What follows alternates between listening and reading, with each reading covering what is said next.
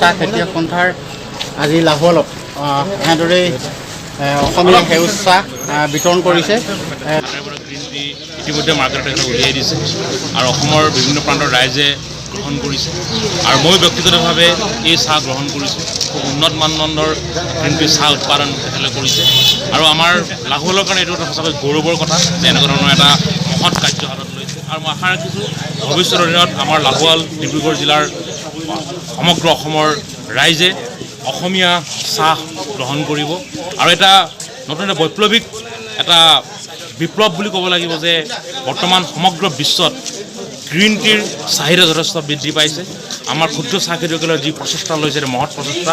মই আশা ৰাখি এই প্ৰচেষ্টাৰ যোগেদি তেওঁলোকে সমগ্ৰ অসমৰ ভাৰতবৰ্ষৰ বজাৰ দখল কৰিবলৈ সক্ষম হ'ব। মই আন্তৰিকতাৰে তেওঁলোকক শুভেচ্ছা জ্ঞাপন কৰিছোঁ।